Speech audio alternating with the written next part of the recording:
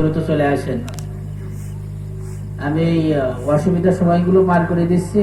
বাকি সময়টা হুজুররা আছে যথেষ্টভাবে সুন্দরভাবে আলোচনা করবে ইনশাআল্লাহ।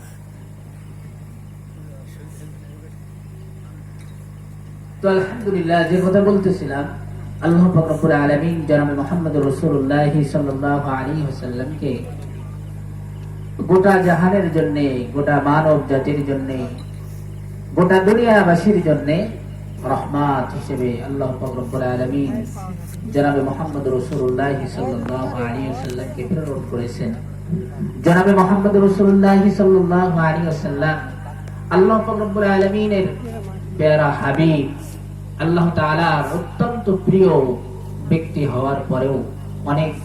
জুলুম, নির্যাতন, নিপীড়ন এগুলো আল্লাহ পাক রব্বুল আলামিনের হাবিব জনাবে মুহাম্মদুর রাসূলুল্লাহ সাল্লাল্লাহু আলাইহি ওয়াসাল্লামকে সহ্য করতে হয়েছে। হযরত আয়েশা সিদ্দিকা রাদিয়াল্লাহু তাআলা আনহা বলেন, আয়েশা সিদ্দিকা রাদিয়াল্লাহু তাআলা আনহা আল্লাহর রাসূলকে বলতেছেন, ইয়া রাসূলুল্লাহ, ইয়া হাবিবাল্লাহ, আপনার শরীরের যে দাগগুলো দেখা যাইতেছে মনে হয় আপনার কোন সময় বসন্ত হয়েছিল। আল্লাহ পাক রব্বুল আলামিনের প্যারা হাবিব জনাবে মুহাম্মদুর রাসূলুল্লাহ সাল্লাল্লাহু আলাইহি ওয়াসাল্লাম বলেন, ও আয়েশা, তুমি যে দাগগুলো দেখতেছো আমার শরীরের ভিতরে, এই দাগগুলো অন্য কোন দাগ না, এগুলো তায়েফের ময়দানে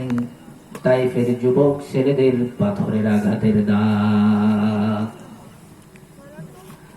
আল্লাহ পাক রব্বুল আলামিনের প্যারা হাবিব দুনিয়ার জন্য রহমত করে রব্বুল আলামিন তৈরি করলেন। আল্লাহ পাক রব্বুল আলামিনের প্রিয় বান্দা হওয়ার পরে, প্রিয় হাবিব হওয়ার পরেও আল্লাহ পাক রব্বুল আলামিনের হাবিব জনাবে মুহাম্মদুর রাসূলুল্লাহ সাল্লাল্লাহু আলাইহি ওয়াসাল্লাম সমস্ত নবীদের সরদার হওয়ার পরেও রব্বুল আলামিন জনাবে মুহাম্মদুর রাসূলুল্লাহ সাল্লাল্লাহু আলাইহি ওয়াসাল্লামের দুঃখ বেদনাময় অবস্থায় এমন ভাবে দিয়ে দিলেন, আল্লাহ পাক রব্বুল আলামিনের প্যারা হাবিব জনাবে মুহাম্মদুর রাসূলুল্লাহ সাল্লাল্লাহু আলাইহি ওয়াসাল্লাম দুনিয়াতে আসার পূর্বেই আল্লাহ পাক রব্বুল আলামিনের হাবিব প্যারা মুহাম্মদুর রাসূলুল্লাহ সাল্লাল্লাহু আলাইহি ওয়াসাল্লামের পিতা আব্দুল্লাহকে রব্বুল আলামিন দুনিয়ার থেকে উঠায় নিলেন।